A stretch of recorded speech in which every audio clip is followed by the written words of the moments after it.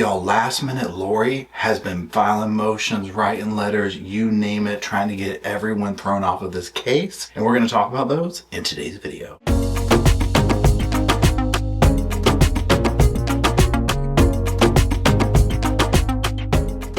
Hello, Sofa Squad, and welcome back to the sofa. There's a sofa back there, maybe even two. There's a Paul right here, but just one. Hello, everybody. My name's Paul if you're new to the channel. If you're not new to the channel, well, guess what? My name's still Paul. Okay, now, what we're doing is, there's been so many motions, y'all. Oh my goodness. Lori Daybell's trial is getting ready to start. We will be streaming it on the podcast channel. I'll be doing quick updates over here on this channel, and we'll just kind of be crossing over whatever. And we're going to be doing trials like back to back to back. She has a couple. Corey Rich and Stephen Stearns. These cases we have followed for years are all getting ready to happen, and hopefully, obviously, justice served. Now, specifically for this video, what we're going to do is we're going to review all these motions. I'm going to pull them up, no specific order really, although we are starting with the Eaton one first because it's juicy. Okay, let's just be honest. So we'll read parts of them, we'll talk about them, use them as, a jumping point for a conversation, and that's it. For those who might not be familiar with it, Lori Daybell has been convicted already of taking the life of her two children, Tylee and JJ, as well as, I hate even saying it, but her husband Chad's former wife, Tammy Daybell. So she is now in Arizona. She faces two different trials for two different things. First one coming up is going to be Mr. Vallow. Then we're going to be dealing with her former nephew-in-law. I call it that. I'm not sure what you would call it, but he's still alive. It was an attempt on his life. Did not work, thank God. So I have my computer in front of me. I'm going to pull up a motion. We're going to read through it and we're just going to talk about it. So, and you know what, sofa sidebar? It feels real official with the little computer and this little, table I got right here. Almost feels like I have a master's or a PhD or something now. Anyways, let's just get going. Like I'm getting ready to give class or something like that. Hey, come on. Hello there. My name is Paul. I love those salmon libbies.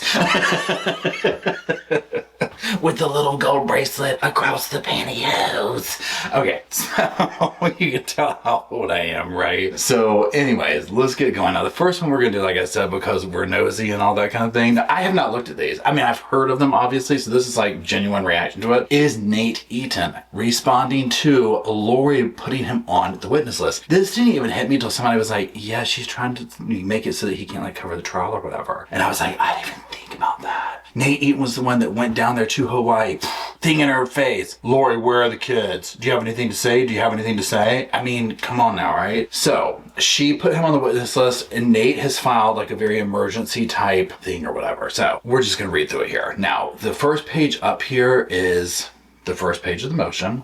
Imagine that. Very top. Nate Eaton, appearing pro se, files this emergency motion for protective order requesting the court strike his name from the witness list of the defendant Lori Daybell. Let's jump to the next paragraph. I have learned that I've been identified as a potential witness by Ms. Daybell for both this case, and that names a number. I'm a reporter for East Idaho News, and I have no first-hand knowledge of information regarding the crimes of which Ms. Daybell has been accused. My involvement in any matter related to Ms. Daybell has only been as a reporter. This is very true. It is my understanding that by simply listing me as a potential witness, I can be barred from the courtroom during Ms. Daybell's trials. This seems to be a clear attempt by Ms. Daybell to use the rules of criminal procedure as a pretext simply to keep me out of the courtroom and interfere with my ability to report. Amen, brother. Sing it louder for the people in the back. Such an effort clearly interferes with my First Amendment rights as a reporter and the First Amendment rights of my employer to view and report on the events of the trial in the same manner as any other member of the media. Thus, listing me as a witness results in a harm far outweighing any claimed usefulness. There is no legitimate usefulness to listing me as a witness. Further, that risk of harm cannot be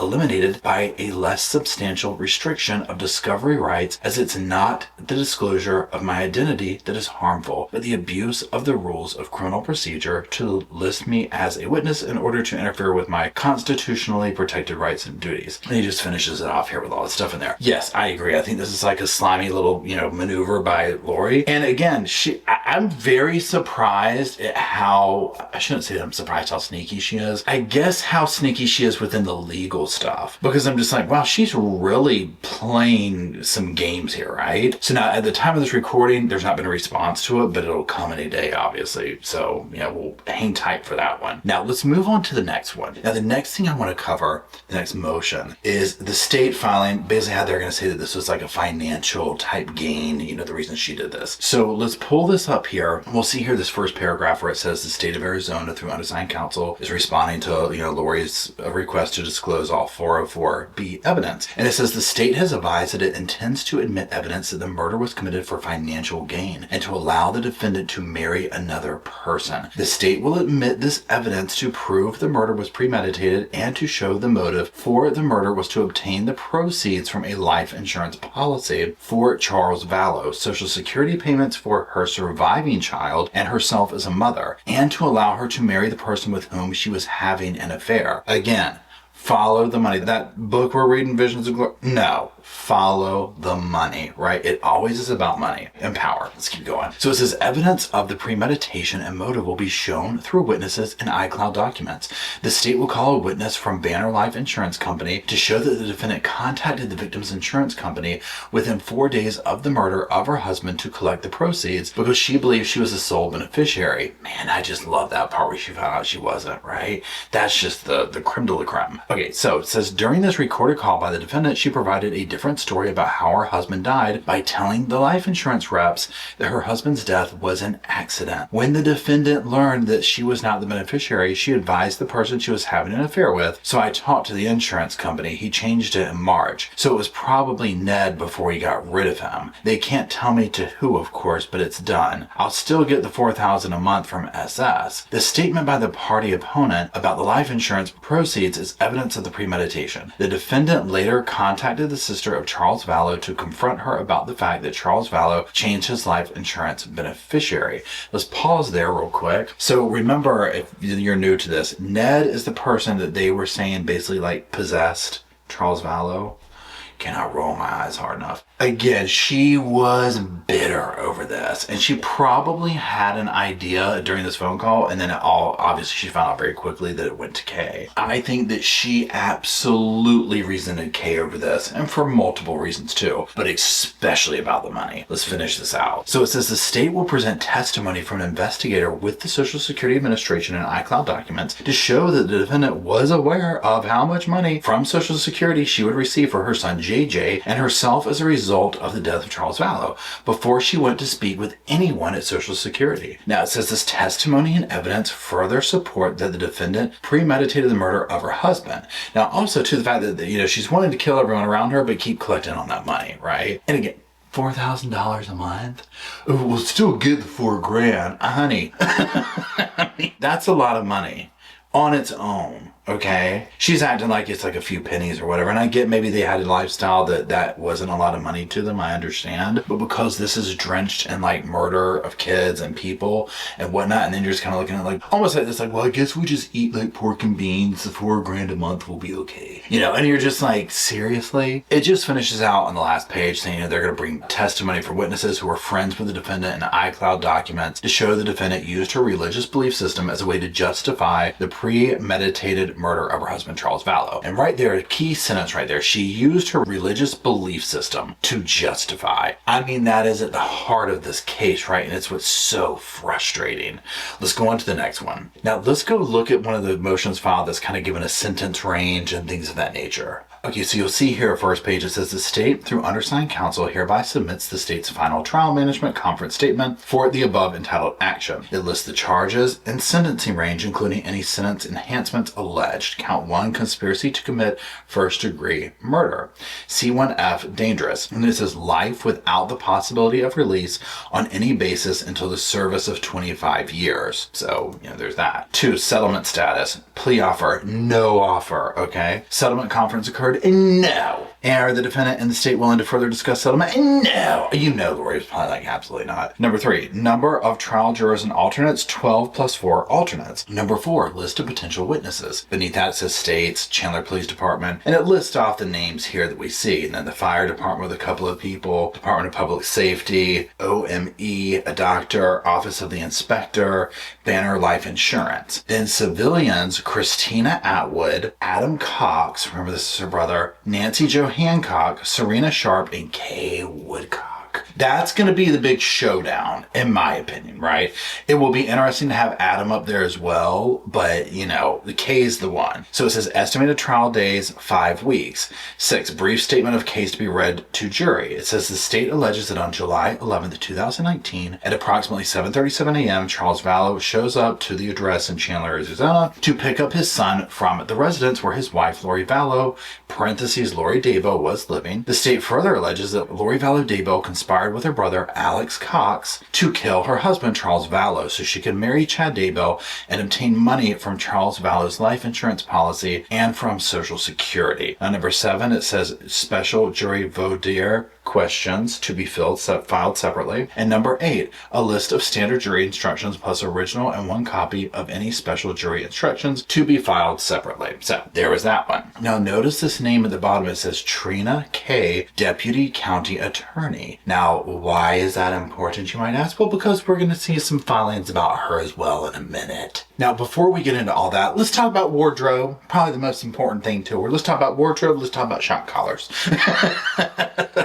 So we're first going to look at this motion up here about no civilian clothing. So here it just says, you know, at the top here, minute entry, Lori Daybell, court received and reviewed the following. Defendant's motion for defendant to wear civilian clothing at trial. Maricopa County Sheriff Jerry Sheridan's response to defendant's motion to appear in civilian clothes. And then defendant's motion for defendant to have removed restraints in trial. Then it says non-party Maricopa County Sheriff's Office response to defendant's motion to have removed restraints in the trial. And then it says the court previously denied defendant's request to appear at all hearings in civilian clothing, except that the defendant would be permitted to be dressed out in civilian clothing. So it's just kind of basic, going over things right there. Let's now get a little deeper into clothing, shock collars, things of that nature. Now this next one comes from the Maricopa County Sheriff's Office. You see it on their letterhead. And it says MCSO security recommendations. And then it says, after reviewing the defendant Lori Daybell's motion regarding removal of the restraints during her trial, I have the following recommendations. Go on, take her out back.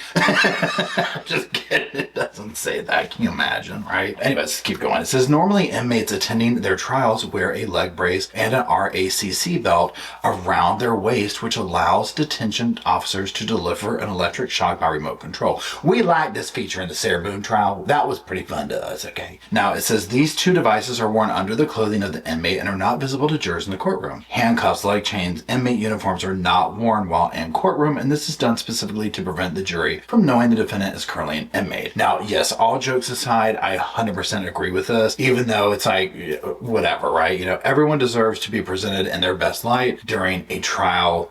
It is what it is. We would want that for ourselves, right? So I get that. But again, she's going to be all, whatever. She's going to have this other stuff going on. So this is the jail staff maintains control and custody of inmates during transport to the jails and during all pre-post trial hearings in court held outside the presence of the jury. And then it says the policy inter-facility inmate movements requires the inmates during movement to be identifiable as an inmate, an MCSO issued inmate attire, and requires inmates to carry their identification. Once the inmate leaves the secure jail facility, the transportation division follows standard operating procedure, which allows GJ9 stating all inmates housed at an office jail facility shall be restrained while outside of the facility. This procedure and the above referenced restraints effectuate the efficient, safe, and secure transport of numerous inmates from the MCSO jails to the various courtroom buildings and courtrooms. And yes, 100% agree. I mean, essentially it's just saying here, like, look, we got to keep them on lockdown. Y'all heard of Ted Bundy? This guy's jumping out of windows, dressing up as civilians, all this kind of stuff. We can't can't be having all that anymore, right? Totally agree with that. It says, in this case, the request is simply for restraints to be removed on the courtroom, and this is already typically done as part of normal operating procedure when an inmate is in their trial. Normally, trial inmates wear the RACC belt vest, which is not visible underneath clothes, and a hidden leg brace restraint to limit mobility. Because this inmate is representing herself, her need to move around the courtroom would seem to justify not wearing the leg brace, which is designed to limit mobility. However, I see no reason for her to not wear the RACC belt, which would not limit her mobility or affect her ability to represent herself in any way. The RACC belt would help the safety of the judge, state, staff, attorneys, victims, and viewing public in the courtroom. Now, the reason I'm sitting here fighting for my life trying to laugh, I just literally had this mental image, y'all, of imagine the courtroom was not like this. Like, you could hear a pin drop type thing, and Lori was gonna do a motion, and she had, like, say it was like one of those like old fat like ball and chains or whatever was on the legs, like this big old thing, and like everyone's just quiet, and there's Lori doing her little thing of like her little paper to go like hand something to somebody, and then all the way back, all the way people be like, oh my god, right? I'm over here fighting for my life to get through that section. Just with that in my head, okay. Now it just goes on to say that, you know, the above reference recommendations are subject to change by new facts, etc. Now the second page here is just basically the lieutenant, Christopher Hewitt, you know, saying like, hey, look, this is standard. This is what I do. I base my decisions. This is how I came up with that. We won't go too in depth into that. You can pause to read if you want to, but let's go on to the next thing. Now let's start getting into some of the real kind of Sarah Boone-ish drama of this, okay? We're going to get into Lori's letter, her motion. Here we go. You see her handwriting, State of Arizona versus Lori, and it says the defendant Lori Daybell requested the state be ordered to exclude the following witnesses: Nancy Jo Hancock, Christina Atwood, and Kay Woodcock. Remember, we mentioned these names earlier. Facts. The state witnesses listed above are not factual for factual testimony. They only have to offer speculation and hearsay. Please. Fed Rule of Evidence 602, some numbers. Need for personal knowledge. A witness may testify to a matter only if evidence is introduced sufficient to support a finding that the witness has personal knowledge of the matter. This rule would prevent testimony to the subject if hearsay because there is no personal knowledge. The alleged witnesses were not in communication and had no knowledge prior to the alleged crime. Their presence was not in location or proximity of victims or the defendant. Now again, of course, it's the defense. They're gonna, you know, whatever. Honey, girl, she knew, okay? She was the one screaming something's up. You know, going to the cops, doing this, talking to her brother, warning everybody, trying to find the kids. But again, I mean, I'm being petty on that, but it just, you know, it really burns my grits that she's doing this, is what I'm saying. Now, it's number 2. It lists some numbers off there, and it says, if a witness alleges interpretation, contribution in name of another is prohibited. No person shall make a contribution in the other person or knowingly permit name to be used to effect such a contribution. Then number 3, she cites some case law. Excludable, and she lists the numbers above as legal conclusion. Testimony is unlikely to assist because, among other things, it has nothing to do with the defendant's actual case. Number 4, she lists more case law here, and it says impeachment testimony demonstrates untruths in statements especially used in prior trial, thus something guilt by implication, and therefore such statements are an incriminating in any meaningful sense of the word. Number 5, more case law. I'm sorry, I'm struggling to get through it right here. And then number 6, more case law, right to due process and right to a fair trial. Number 7, something and supporting the declarant's credibility, confrontation clause, proof, something for right of a fair trial. I mean, this is really bad. Again, number 8, something declarant not available. Number 9, exception to the rule against hearsay. Number 6, testimony of a witness is excluded as not admissible. And then it says the state's witnesses above are meant to deprive the defendant the right to due process and right to a fair trial. These witnesses will not be testifying to facts but opinion, speculation, and hearsay, creating prejudice and bias for the defendant in front of the jury. And then she says, in conclusion, the defendant requests the above listed witnesses are excluded from testifying at trial, since if was discovered in their pre-trial interviews that these witnesses have been communicating with each other regarding the defendant. In these cases, none of the communications between the witnesses have been turned over to the defense from the state. It was discovered by the defense in the pre-trial interviews that something of the information that these witnesses gave in their police interviews was gained from speaking to Kay Woodcock long before they were interviewed by police. All three of the above mentioned state witnesses should be excluded from testifying at trial. Now again, with Lori, it surprises me, I'm like, okay, tricky. Now, whether I agree with this or not, I mean, honestly, I don't know enough about law to know about this. It surprises me that she's this swift with it, right? I'm just like, my God, girl, you think of all the things, again, she could have done besides killing her family. Could have been a lawyer. I mean, she's been on Wheel of Fortune. Why not? Right? Now, let's get into Lori wanting to get the state attorney, remember we were talking about her a second ago, thrown off. And so we're going to read this response from her, a couple of different ones. So we're going to read into this and see what will happen here. Again, Lori's just stalling. I mean, in my opinion, she's stalling. My non-legal opinion, she's stalling. She's throwing anything in the wall as we lead up to this trial, but she's not going to put it off, right? So let's get into it. Okay, so this first one we're going to look at is Lori's motion, talking about get rid of her. She's got to go. Okay, she's got to go. So, it says, first page, defendant Lori Daybell hereby requests that both case numbers listed above be dismissed for prosecutorial misconduct committed by the state's attorney, Trina J.K. Professional rules of conduct, it lists the number. Let's go to that next page. It says facts. Facts, that's right, period, facts. Okay, on or about September 6, 2024, Trina directed the Chandler Police Department and the Gilbert Police Department to refuse to provide public documents to the defense, which interfere with the defendant's right to conduct an investigation. On or about January 30th, 2025, Trina obtained and distributed attorney-client privilege communications between the defendant and her appellant attorney in Idaho. On or about March 11th, Trina K. gave legal advice to defense witness Nate Eaton in an off-the-record conversation regarding how to avoid being served with a subpoena from the defense. Oh, you know, when Lori got that, she was like, oh, well, guess what? I'm just going to write up 3.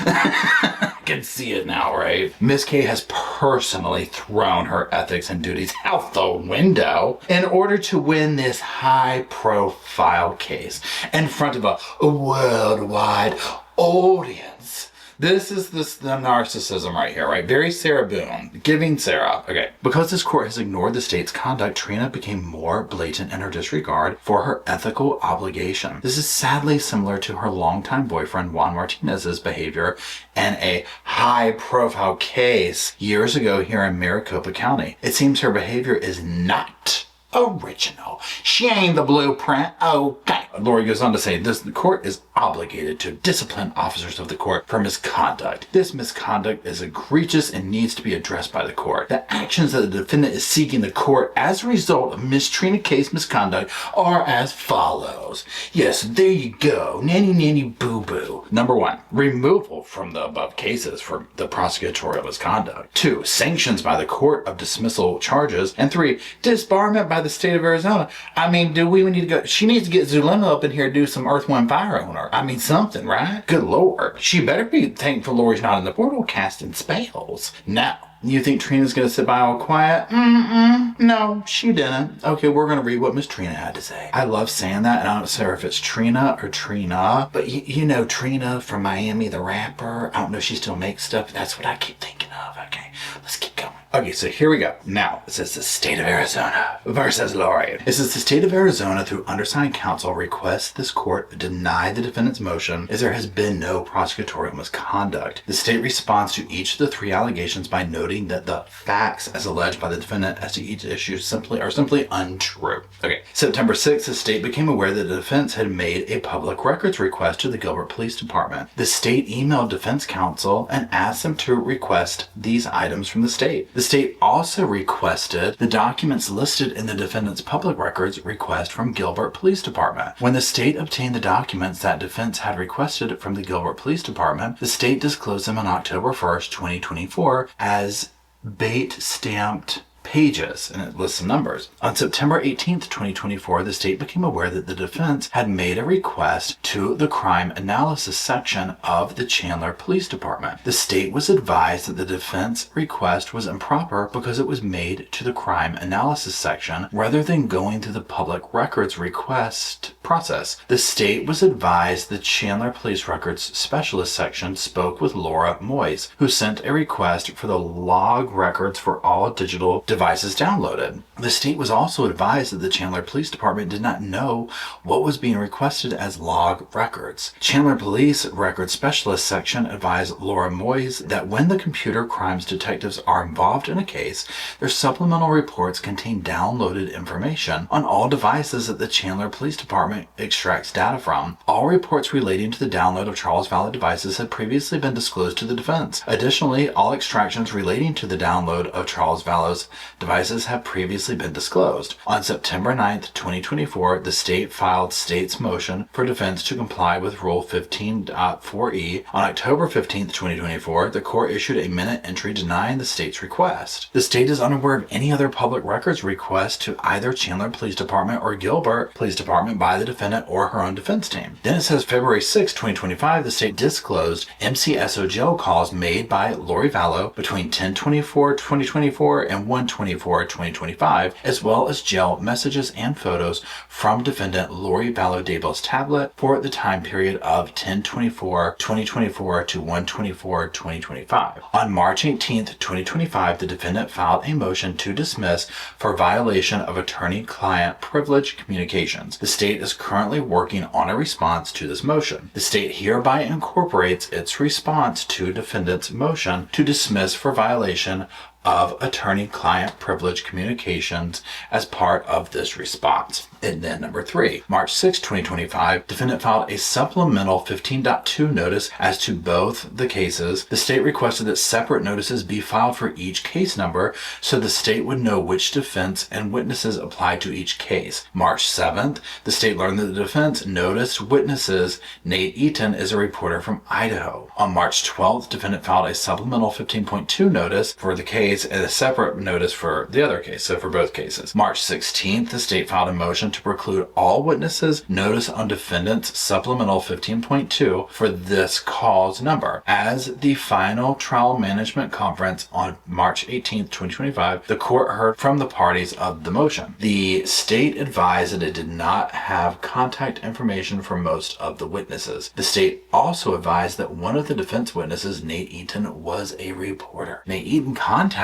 the prosecutor after court March 18th, and this prosecutor called Mr. Eaton back. Mr. Eaton advised the prosecutor that his knowledge about this case comes from interviews, investigations as a reporter. Mr. Eaton also advised that he has not been served with a subpoena by the defendant and he hoped to be in court for this trial. The prosecutor advised Mr. Eaton that even if he was not served, he still could not be in the courtroom if he was a noticed witness, and the rule of exclusion was in place. This prosecutor advised Mr. Eaton that this prosecutor would try to interview the witnesses and file a motion to preclude those that should be precluded at the end of next week. The prosecutor did not advise Mr. Eaton how to avoid service of defendant's subpoena, and that's that there. So let's just go over a few thoughts here. Yes, I think it's very grimy, but also very how would you say it? She's serving and swerving for the whole Nate Eaton thing. She's probably loving that. If she can get him to where he can't do that, I mean, please. Now, as far as trying to get Trina kicked off of this, I mean, that's a far reach in my opinion. However, with her talking, I can kind of see the validity of being well, what all was said here? Remember, Lori's representing herself, and remember also, I'm not a lawyer, right? So, I mean, I would be in the same boat as Lori, but her kind of covering her tracks, like I said before, is surprising to me at the little details that she's catching and following up on, which tells me trial should be very interesting. I do think it will slow the trial down with her representing herself. Now, as far as